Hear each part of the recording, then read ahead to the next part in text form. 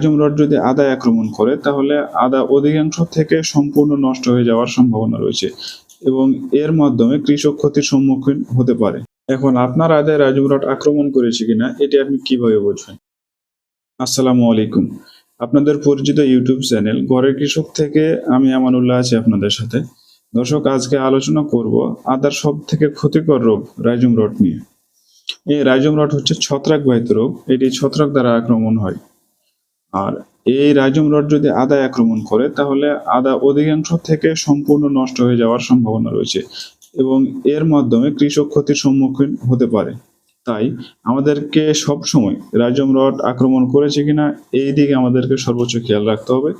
এটি বোঝার জন্য কিছু লক্ষণ আছে, সেই লক্ষণগুলো খেয়াল করলেই আপনি বুঝতে পারবেন যে আপনার আদায় রাইজম রড আক্রমণ করেছে কিনা।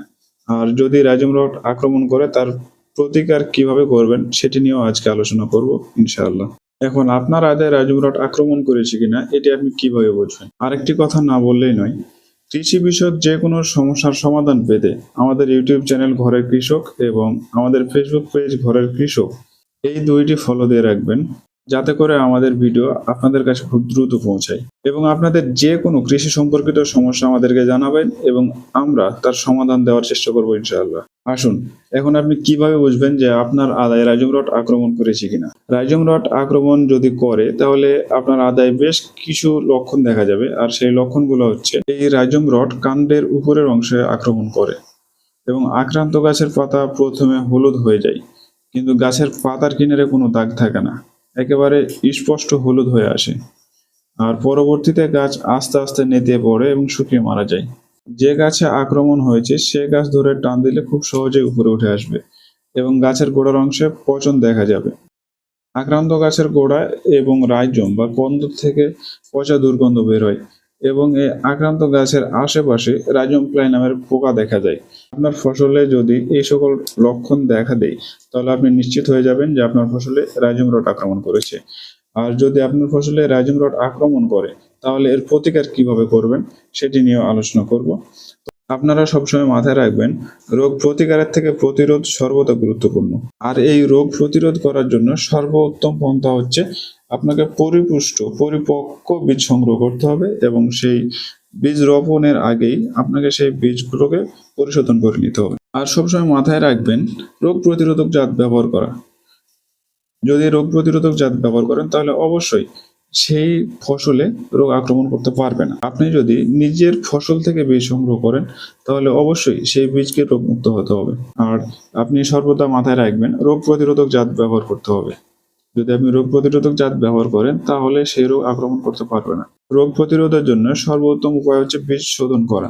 বীজ শোধন করতে আপনি কার্বেন্ডাজিম বা ম্যানকোজেব গ্রুপের ওষুধ ব্যবহার করতে পারেন। তবে এখানে একটি সুখবর আছে, আদা এবং হলুদ বীজ শোধনের জন্য একটি সহজ উপায় আছে। এখানে কোনো ছত্রাকনাশক ব্যবহার করতে হয় না, শুধুমাত্র আপনি পানিতে কাঁচা গোবর গুলে সেখানে কন্দ কিছুক্ষণ ভিজিয়ে রেখে আবার ছায়ে শুকিয়ে নিতে পারবেন। তাহলে অবশ্যই বীজ শোধন হয়ে যাবে এবং ছত্রাকের আক্রমণ হবে না বলে আশা করা যায়। তবে উত্তম উপায় হচ্ছে ছত্রাকনাশক দ্বারা বীজ শোধন করে নেওয়া। বীজ শোধক হিসাবে আপনি রিডোমিল গোল্ড বা ম্যানকোজেব ব্যবহার করতে পারেন। এখানে মাথায় রাখবেন, আপনার বীজ যতটুক হবে ঠিক ততটুক পরিমাণ পানি দিতে হবে।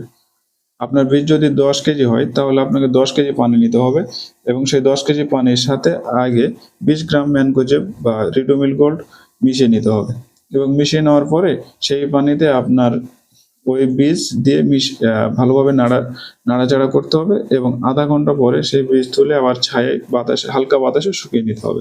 চারার বয়স প্রায় 2 মাস হওয়ার পর থেকেই সাধারণত রাইজম রড আক্রমণ করে। তাই আপনাকে অবশ্যই আগে থেকে সতর্কতা অবলম্বন করতে হবে। চারার বয়স যখন 40 দিন হবে তখন থেকেই আপনি প্রায় 12 থেকে 15 দিন পর পর রিডোমিল গোল্ড 3 থেকে 4 বার প্রয়োগ করতে পারেন। আদা ফসলে কোনোভাবেই অনুখাদ্যের ঘাটতি হতে দেওয়া যাবে না, তাই সর্বদা উপরি সার প্রয়োগ করবে।